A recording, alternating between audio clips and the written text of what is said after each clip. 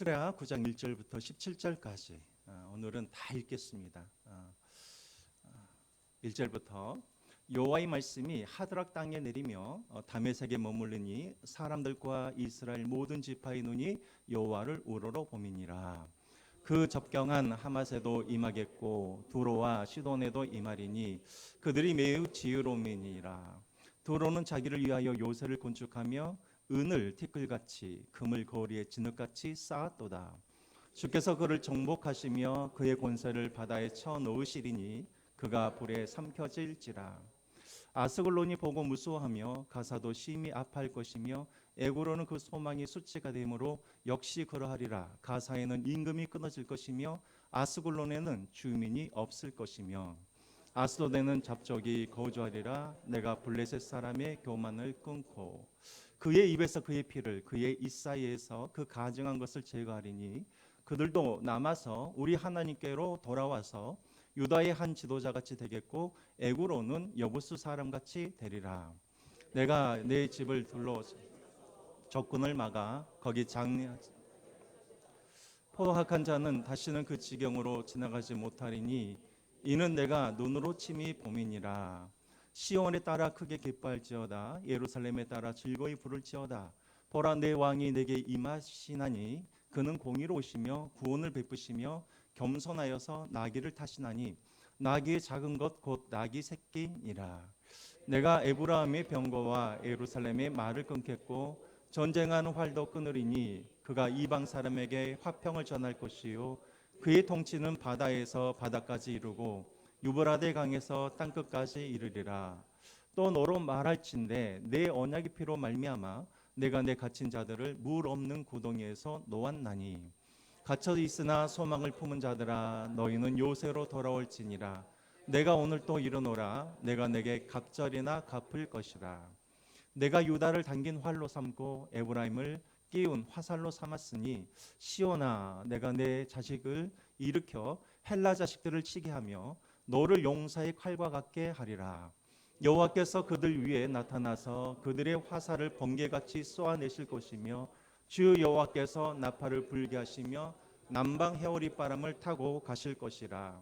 만군의 여호와께서 그들을 호위하시리니 그들이 원수를 삼키며 물맷돌을 밟을 것이며 그들이 피를 마시고 즐거이 부르기를 술 취한 것 같이 할 것인즉 피가 가득한 동이와도 같고 피 묻은 제단 모퉁이와도 같을 것이라. 이날에 그들의 하나님 여호와께서 그들을 자기 백성의 양떼같이 구원하시리니 그들이 왕관의 보석같이 여호와의 땅에 빛나리로다. 같이 읽겠습니다. 그의 형통함과 그의 아름다움이 어찌 그리 큰지 복식은 청년을 새 포도주는 천년을 강건하게 하리라. 아멘. 우리 다시 한번 여사님들과 우리 인사하겠습니다. 사랑합니다. 반갑습니다. 은혜 많이 받으세요. 우리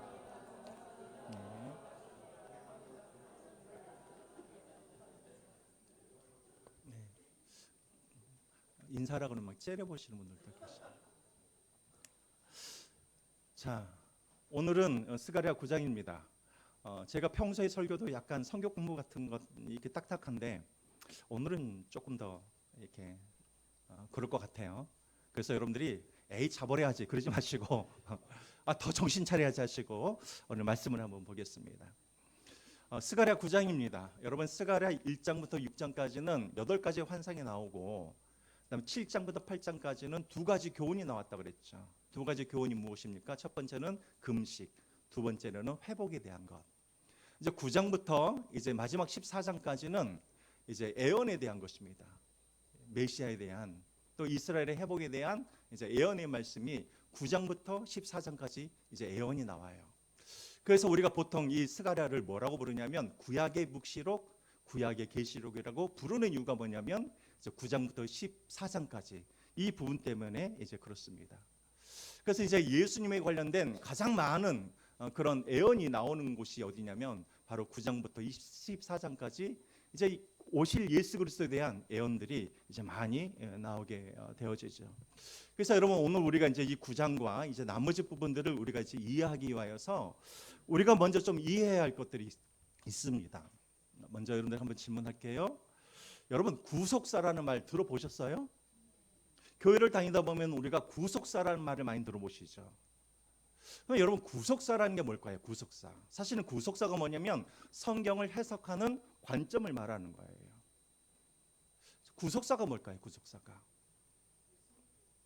그쵸. 뭐든지 질문하시면 여러분들이 예수 그리스도 하면은 다 그냥 다 맞아요.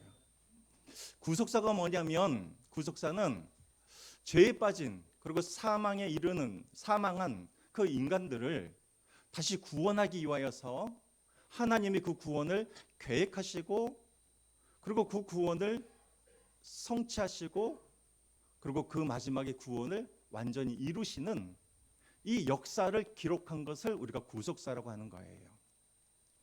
아유, 벌써부터 어려우시는데 어떡하나. 여러분, 성경 주제를 딱 세 단어로 성경 주제를 말하라고 한다면, 성경 주제는 창조, 타락, 그 다음에 뭘까요? 구원, 구속이에요. 그럼 창조는 어디에 나와 있냐면 창세기 1장과 2장에 창조의 역사가 나와 있어요. 그 인간의 타락의 역사는 어디에 나와 있는가? 3장에, 창세기 3장에 나와 있어요. 그럼 창세기 4장부터 마지막 요한계시록까지는 어떤 내용인가? 인간의 구원에 관련된 이야기인 거예요. 자, 여기까지 이해하시겠어요? 그래서 여러분, 성경은 어떤 이야기냐면 우리들의 이야기가 아니라 하나님의 구원의 이야기예요. 제가 늘상 여러분들에게 말씀드리지만 우리가 구원을 위하여서 우리가 한 일이 있다 없다? 없다. 그럼 이 구원은 누가 이루었는가? 삼위일체 하나님이 이 구원을 이루신 거예요. 첫 번째로, 이 구원을 누가 계획하셨는가? 성부 하나님이 이 구원을 계획하셨어요.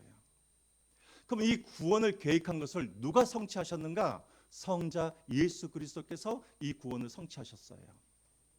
그러면 이제 이 구원을 성취한 것을 이제 각 사람들에게 이 구원을 적용하여서 마지막에 이 구원이 완전히 완성돼야 되잖아요. 이것을 누가 하시냐면 성령 하나님께서 그 일을 하시는 거예요. 그래서 여러분, 성경의 주제는 무엇이냐면 창조, 타락, 구원인데, 이 구원은 누구 이야기냐면 성부 하나님이 구원을 계획하시고 성자 하나님이 그 구원을 성취하시고, 어디에서? 십자가에서.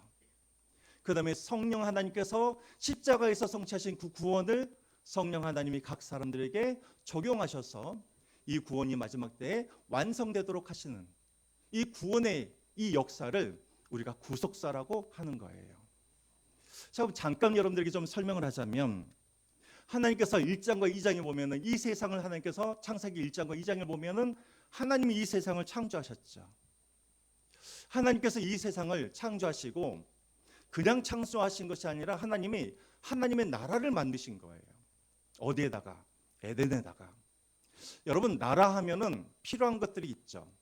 나라 하면 나라에는 임금이 필요해요. 왕이 필요해요. 자, 누가 왕이십니까? 에덴에 하나님이 왕이시고, 그럼 백성들은 누구예요?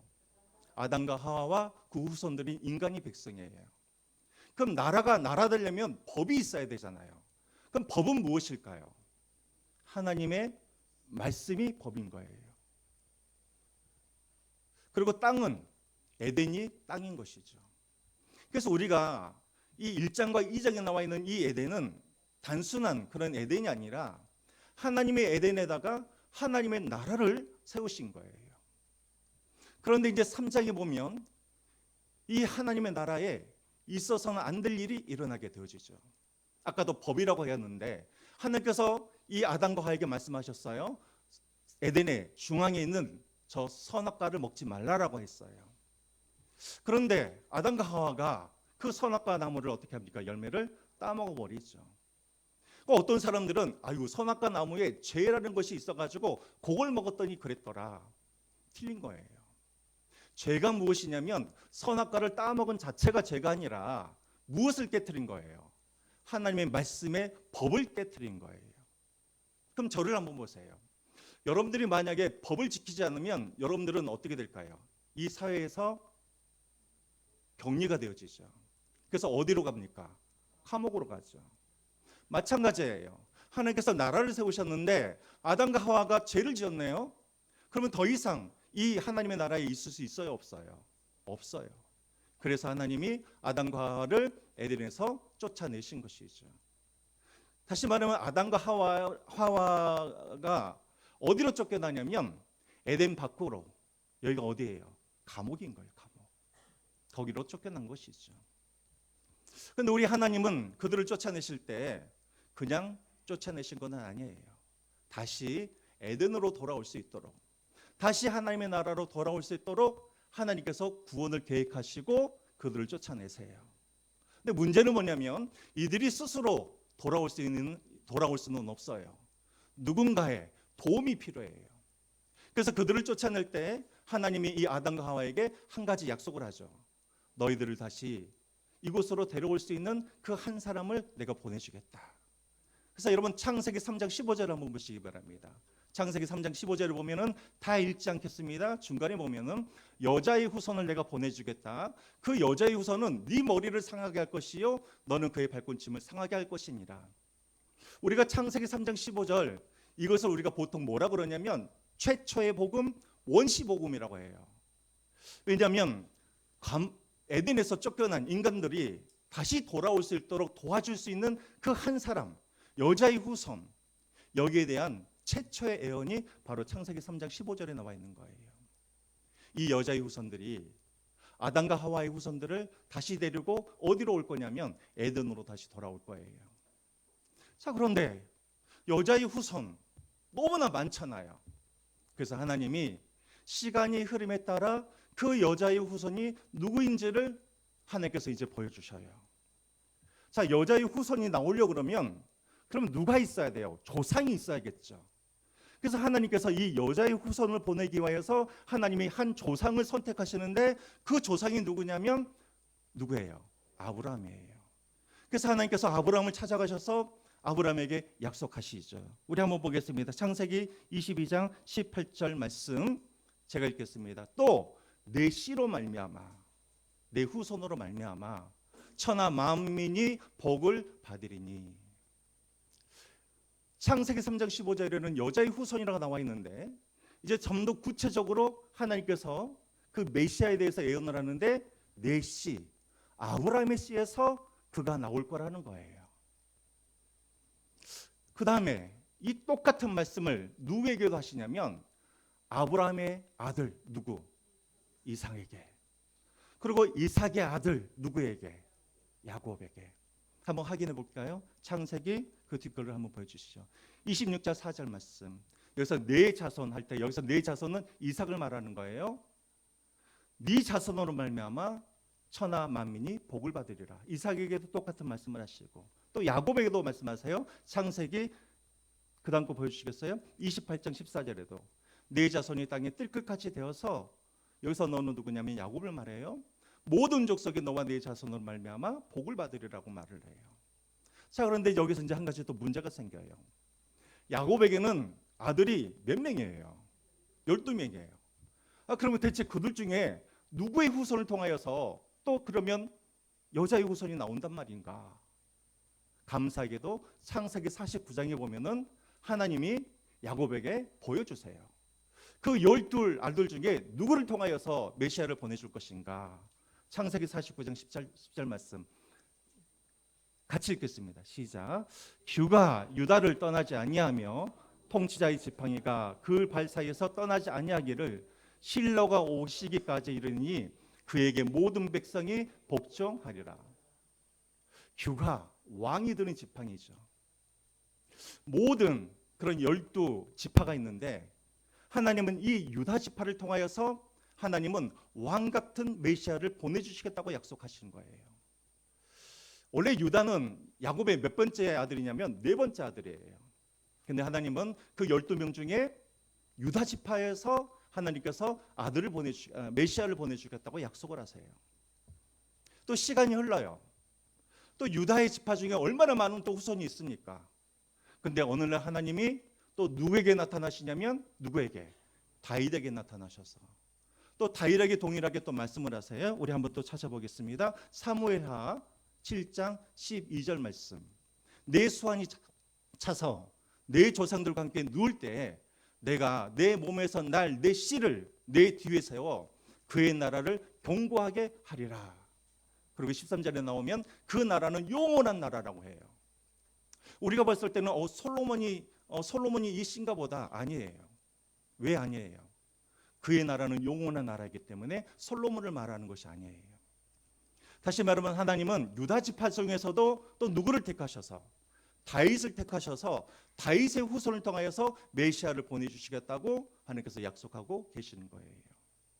그래서 계속해서 하나님은 어떤 한 지파 또 한 가문을 하나님께서 택하셔서 하나님은 이 구원을 이루실 그 메시아를 보내시기 위하여서 하나님은 계속해서 그렇게 역사하고 계신다라는 거예요. 자, 그럼 여러분 저를 한번 보세요. 퀴즈를 한번 낼게요. 다윗이 왜 사울이 쫓아와서 다윗을 그렇게 사울이 죽이려고 하는데 왜 다윗이 죽지 않았을까요? 하나님께서 도우셔서. 왜 하나님께서 왜 도와주셨냐는 거예요. 그렇죠. 이게 바로 구속사의 관점이라는 거예요. 왜 사울이 다윗을 그렇게 죽이려고 했는데 다윗이 죽지 않았는가? 그의 씨에서 누가 나와야 되니까? 메시아가 나와야 되니까 하나님께서 그를 보호하시는 거예요. 여러분 성경을 한번 보세요. 여러분 사울 왕과 다윗 왕이 죄를 지은 것을 한번 비교해 보세요. 누구의 죄가 더 커요? 사실 보면 다윗이에요. 사울이 무슨 간음을 했어요?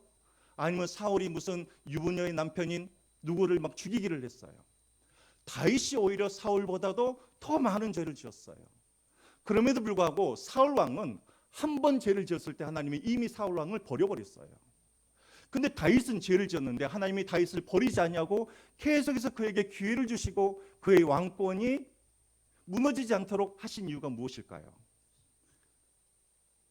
정답은 뭐예요? 다윗의 후손에서 누가 나와야 되니까? 메시아가 나와야 되니까. 이제 아시겠어요? 그러니까 여러분 한번 생각을 해보죠. 그 유다 지파가 있어요. 그 유다 지파가 메시아가 오시기 전까지 유다 지파는 망할 수가 있을까요? 망할 수가 없을까요? 없어요. 왜냐하면 유다 지파를 통하여서 메시아가 나와야 하기 때문에 아무리 강대국이 유다 지파를 망하게 하려고 하고 멸망시키려고 하고 진멸을 시키려고 해도 유다 지파는 사라지지 않는 거예요. 그래서 여러분 성경을 보세요. 12지파 중에 11지파의 이름은 다 사라져 버렸어요. 아수르가 멸망시키고 또 거기에 바벨론이 멸망을 시키고, 그래서 12지파의 이름은 다 사라지고 11지파의 이름은 다 사라지고 11지파가 다 어디로 들어오냐면 유다지파 안으로 다 들어오게 되는 거예요. 왜 다른 이름들은 다 사라지고 마지막 유대인만 남았는가? 그 유대인에게서 누가 나와야 되니까? 메시아가 나와야 되니까. 그러니까 우리가 지지난주에 우리가 에스더를 우리가 보았잖아요. 하만이 페르시아에 살고 있는 유대인들을 그렇게 죽이려고 멸절을 시키려고 온갖 치밀한 계획을 다 그가 계획하여서 죽이려고 했는데 결국은 누가 죽었어요? 유대인들이 죽은 것이 아니라 하만이 죽었어요. 왜 하만이 죽을 수밖에 없었을까요? 다시 이 유대인들이, 페르시아에 있는 이 유대인들이 다시 어디로 돌아와야 돼요? 예루살렘으로 돌아와서 이들을 통하여서 예수 그리스도가 나오셔야 되니까. 그래서 하나님께서 철저하게 그들을 보호하시는 거예요. 그 여러분 여기서 이제 거꾸로 생각하면 하나님께서 자기의 백성들을 보호하시기 위하여서는 누가 심판을 받아야 되는 거예요? 하나님의 백성들을 대적하는 자들은 반드시 심판이 있게 되어지는 거예요. 이해가 되시죠?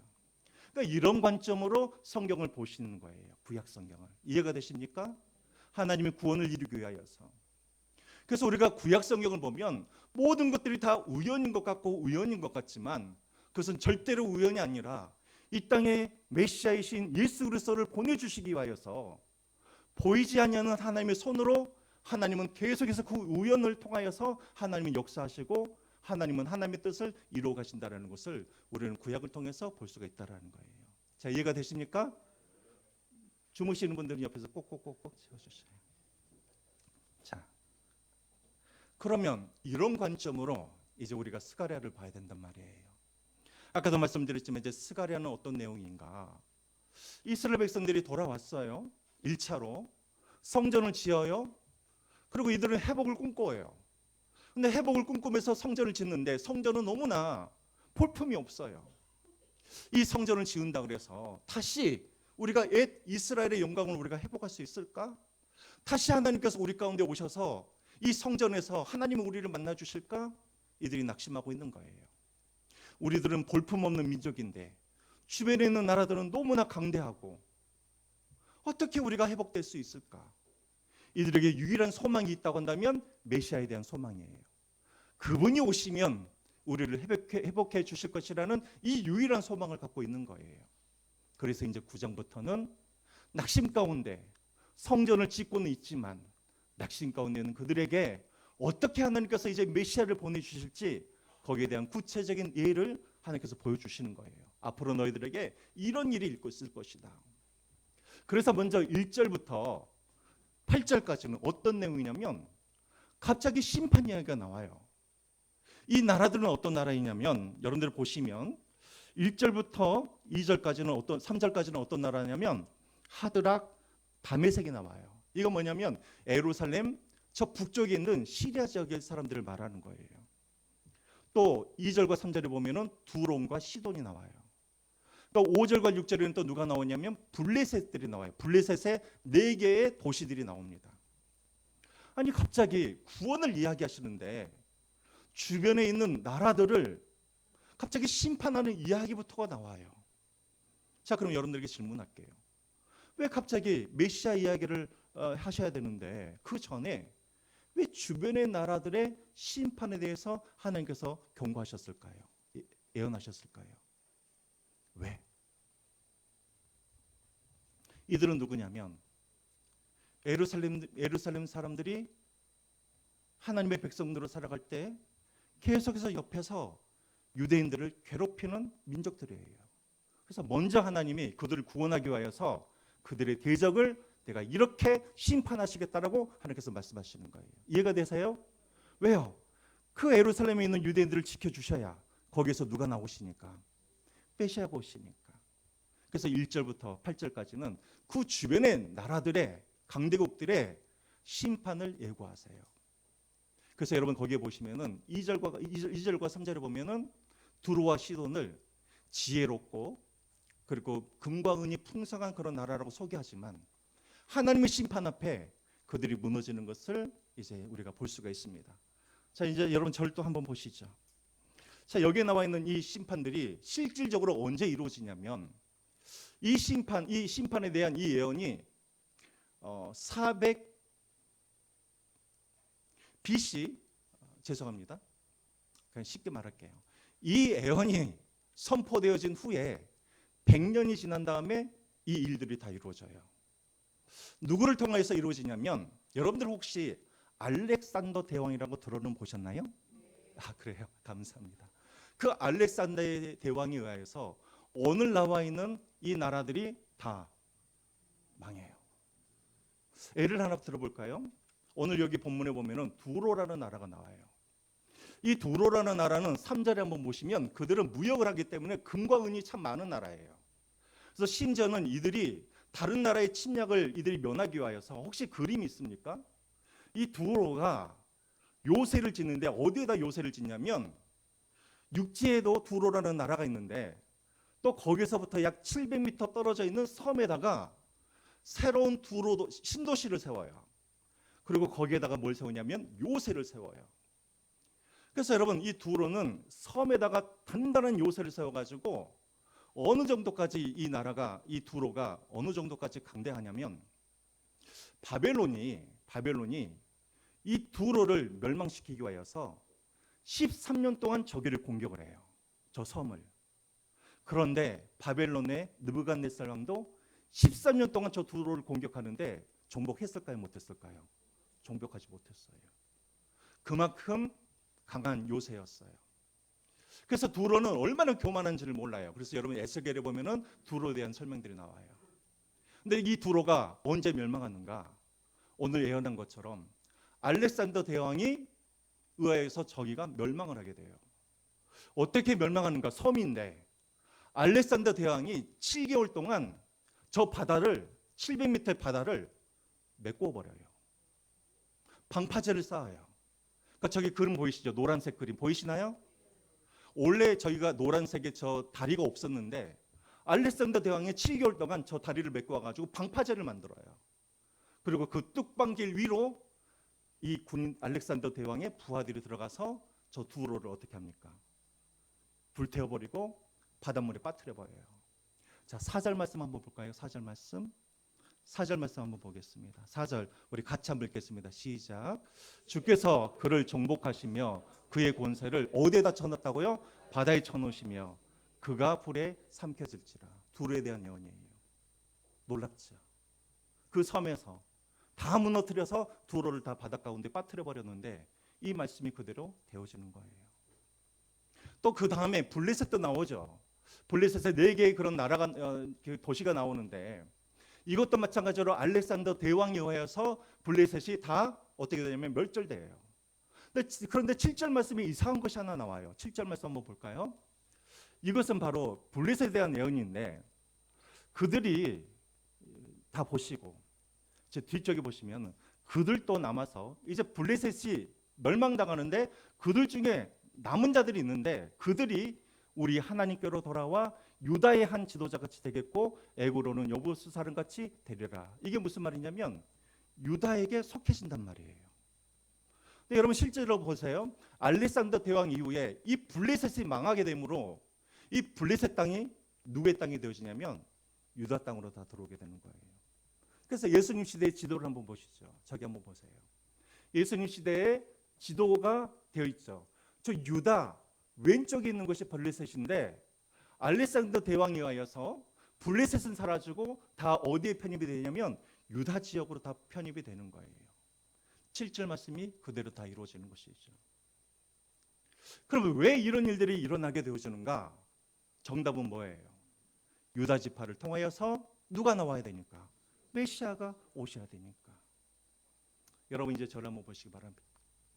여러분 성경을 보실 때 이런 구속사적인 관점으로 우리가 성경을 봐야 된다는 거예요.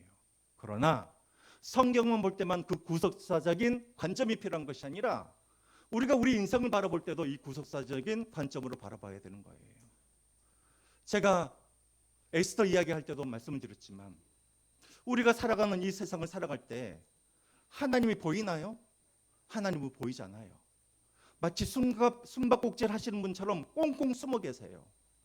그리고 내 삶 가운데는 하나님의 섭리라고 보여지는 일은 일어나지 아니하고 매일매일 우연의 연속으로 내 삶 가운데는 그런 일들만 일어난단 말이에요.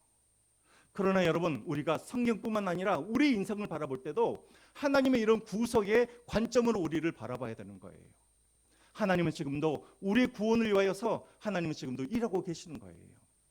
심지어 내게 어떤 예상치 않은 불행한 일이 일어날지라도 그 불행한 일은 우연하게 일어난 일이 아니라 하나님은 나의 구원을 위하여서 하나님은 그 불행한 일을 통하여서 하나님은 나의 구원을 이루기 위하여서 그 일이 하나님의 섭리 가운데 일어난 일이라는 것을 우리는 구속사적인 눈으로 그것을 바라볼 줄 알아야 된다는 거예요. 믿으시기 바랍니다. 그래서 여러분 우리 삶 속에는 우연이 없어요. 계속해서 내게 불행한 일인 것 같고 내게 있어서는 안 될 그런 일들이 일어날지라도 하나님은 그것을 통하여서 하나님은 지금도 우리 구원을 위하여서 하나님은 일하고 계신다는 것을 믿으시고 어떤 불행한 일이 생겼을지라도 낙심하지 마시고 또 기쁜 일이 생겼다고 해서 교만하거나 하지 마시고 계속해서 내 삶 가운데 구원을 이루어 가시는 그 주님을 바라보시기를 주님의 이름으로 부탁드립니다. 자, 그러면 이제 다 적들을 다 심판하셨어요. 그러면 이제 그 다음 차례 이제 누가 오셔야 되는 거예요? 메시아가 오시는 것이죠. 근데 그 메시아가 오시는데 유대인들의 기대와는 다른 모습으로 오시는 거예요. 9절 말씀 한번 보겠습니다. 9절. 시간이 많이 가서 빨리빨리 하겠습니다. 9절 같이 한번 읽겠습니다. 시작. 시온에 따라 크게 기뻐할지어다. 내게 임하시나니 그는 공의로우시며 구원을 베푸시며 겸손하여서 나귀를 타시나니 나귀의 작은 것 곧 나귀 새끼니라. 여자의 후손이요 아브라함의 씨요 이삭과 야곱의 씨요 다윗의 후손이요. 그 메시아가 드디어 이 땅 가운데 오시는데 그러면 유대인들이 생각했을 때 그분은 왕으로 이 땅에 오시기 때문에 늠름한 검은 말이라든가 백마를 타고 그러니까 수많은 군대를 데리고 입성할 줄 알았는데 그분이 어떻게 입성하신다고요? 나귀를 타고 오신다라는 거예요. 네, 여러분 실질적으로 이 예언이 이루어졌습니까? 안 이루어졌습니까? 이루어졌죠. 예수님께서 예루살렘으로 들어오실 때 예수님이 나귀 중에서도 더 작은 나귀 새끼를 타고 예수님께서 들어오시는 것이죠. 그럼 예수님께서 왜 이렇게 들어오셨을까요? 9절에 나와 있죠. 그분은 어떤 분이라고요? 겸손한 분이시라고요. 그럼 왜 예수님께서 나귀 새끼를 타고 겸손하게 들어오셨는가? 그것은 무엇을 말해줘요? 그분이 세우고자 하시는 나라가 어떤 나라라는 것을 보여주고 있는 것이죠. 그렇죠? 그분이 세우시는 나라는 어떤 나라인가? 어떤 나라예요? 힘이나 권력이나 무기나 이것으로 세우는 나라가 아니라 겸손과 사랑과 낮아짐과 섬김을 통하여서 세워지는 하나님의 나라를 세우기에 위하여서 오셨다라는 것을 이 나귀를 타고 오시는 그 모습을 통하여서 우리에게 보여주고 있는 것이죠. 여러분, 하나님께서 이 땅에 오신 이유는 무엇이냐면 어떤 미국처럼 그런 강대한 그런 보여지는 그런 나라를 지으려고 오신 것이 아니라 하나님께서 왕이 되시고 그리고 그 하나님의 말씀에 순종하여 그 하나님의 뜻대로 하나님의 영광을 위해서 살아가는 그런 나라를 만드시기 위하여서 예수님께서 이 땅에 오셨다라는 거예요. 그 나라는 칼이 아니라 병거가 아니라 강력한 말이 아니라 낮아짐과 사랑과 섬김과 겸손으로 세워주는 나라라는 거예요. 그게 어디에 나와 있어요? 11절에 나와 있죠. 11절 한번 보실까요? 11절. 10절 죄송합니다. 10절. 내가 에브라임의 병거와 예루살렘의 말을 어떻게 하겠고 끊겠고 전쟁하는 활도 어떻게 하겠고 끊으리니. 아니 전쟁을 하려면 병거가 있고 말이 있고 활이 있어야 되는데 그것을 다 어떻게 하겠다고요? 끊어버리신대요. 그럼 뭘로 그러면 나라를 세운단 말이에요. 그 다음에 그가 이방에게 화평을 뭐 할 것이라 전할 것이라. 전한다는 것은 말로 전한다는 것이죠. 무엇으로 세워지는가? 말이 아니라 병거가 아니라 활이 아니라 화평의 말로. 다시 말하면 화평의 복음으로 그 나라가 세워진다는 거예요. 그 나라는 어떤 특정한 곳에 세워지는가? 그 뒤를 보세요. 바다에서 바다까지. 무슨 말이에요? 세상 저 끝에서부터 세상 저 끝까지 이 하나님의 나라는 세워질 텐데 어떻게 세워지냐면 화평의 복음의 말씀으로 이 나라는 세워진다라는 거예요. 이해가 되시나요? 그러면 그 화평의 복음의 말씀이 뭔가? 화평의 말씀이라는 게 뭔가? 11절 한번 보시기 바랍니다. 또 같이 한번 읽겠습니다. 시작. 또 너로 말할진대 내 언약의 피로 말미암아 내가 내 갇힌 자들을 묻없는 구덩이에서 놓았나니. 그분이 이제 하나님 나라를 세우려면 하나님의 백성을 모아야 되는데 그 백성을 어떻게 모으시냐면 갇힌 자들이 어디에 지금 어디에 있다고요? 물 없는 구덩이. 저를 한번 보세요. 여러분, 물 없는 구덩이가 뭘 의미하는 걸까요? 옛날에는 죄수들을 잡으면 감옥 시설이 많이 없기 때문에 죄수들을 다 어디다 집어넣어 버렸을까요? 구덩이를 파가지고 그 구덩이에다가 다 던져버리는 거예요. 지금 우리의 모습이 그렇다라는 거예요. 우리가 죄로 말미암아 사명으로 말미암아 묻없는 그런 구덩이처럼 감옥에 지금 갇혀 있는 거예요. 근데 예수 그리스도께서 메시아가 오셔서 그들을 건져내시겠대요. 어떻게 건져내시는가? 칼이 아니라 병거가 아니라 11절에 뭐라고 나와 있어요? 언약의 뭐예요? 피. 언약의 피로 그들을 건져내시겠대요. 여러분, 이 언약의 피가 뭐예요? 마태복음에 나와 있죠. 마태복음에 한번 보실까요? 같이 여기 보십시오. 읽겠습니다. 시작. 이것은 죄 사함을 얻게 하려고 많은 사람을 위하여 흘리는 바 나의 피 곧 언약의 피니라. 예수 그리스도의 피로 구덩이에 있는 우리를 구원하셔서 우리를 이제 하나님의 백성으로 삼으시겠다라는 거예요. 자, 그래서 여러분 이제 여기까지 보시면 이런 일들이 예수 그리스도를 통하여서 성취되었습니까? 성취되지 않았습니까? 성취되었죠. 자, 그러면 이제 여기로 예수 그리스도께서 이제 오셔서 이런 구원을 성취하셨으니까 이제 끝입니까? 끝이에요? 하나님 나라가 완성됐어요? 아직 완성되지 않았어요. 완성되지 않았죠. 그러면 이제 그 일을 누가 해야 되는 거예요? 예수님도 가셨고 예수님의 제자들도 다 죽었고 이제 그 일을 누가 해요?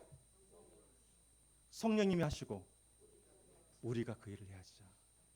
13절부터 그런 이야기가 나오는 거예요. 13절 또 같이 읽겠습니다. 13절 시작. 내가 유다를 당긴 활로 삼고 에스라임을 끼운 화살로 삼으리니 시온아 내가 내 자식들을 일으켜 헬라 자식들을 치게 하며 너를 용사의 칼과 같게 하리라. 유다와 에브라임 이스라엘 말하죠. 내가 그들을 활과 화살로 삼으시겠대요. 하나님이 이제 전쟁을 하시겠대요. 아니 구원을 이루었는데 무슨 전쟁을 하겠다라는 거예요. 내가 네 자식들을 일으켜서 누구를 치게 하겠다고요? 헬라 자식들을 치게 하겠대요. 여러분 여기서 말하는 이 헬라 자식들은 누구를 말하는 걸까요? 우리가 로마서에 보면은 첫째는 유대인에게요, 둘째는 누구에게? 헬라인에게. 헬라인이 누구를 말해요? 하나님을 믿지 않는 유대인 밖에 있는 모든 이방 사람들을 말하죠. 여기에 이 헬라인 중에는 누가 포함되냐면 우리도 포함되는 거예요.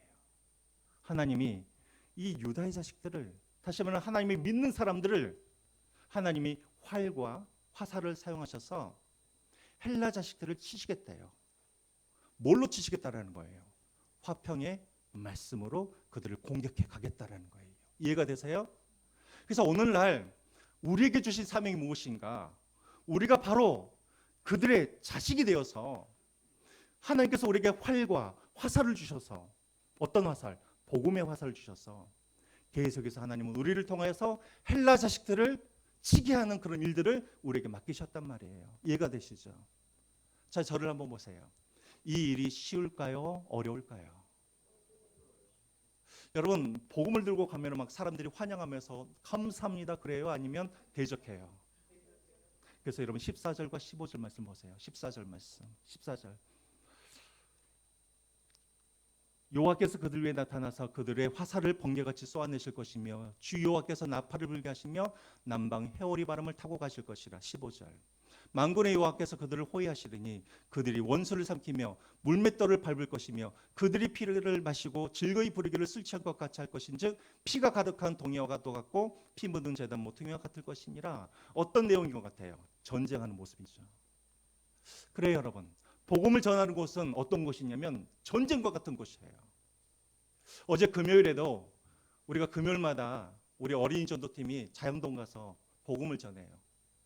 아이들에게 잘 복음을 전하고 있는데 어떤 아주머니 한 분이 오셔가지고 막 바락바락 막 소리를 지르면서 막 무슨 애들한테 막 복음을 전하냐고 막 그런 일들을 하죠. 여러분 복음을 전하는 그 현장은 우리가 보기에는 평화의 복음이니까 막 평화롭게 전할 것 같지만 복음은 영적인 전쟁터인 거예요. 얼마 전에도 뉴스에 한번 나왔죠. 북한에서 성경책을 들고 북한으로 들어갔다가 잡힌 사람들이 공개 처형을 당했어요. 탈출한 사람이 이야기를 했는데 곡사포로 쏴 죽인대요. 곡사포로 쏴 죽이니까는 딱 맞고 뭐 피를 흘리는 게 아니라 사람의 형체가 사라져 버리는 거예요.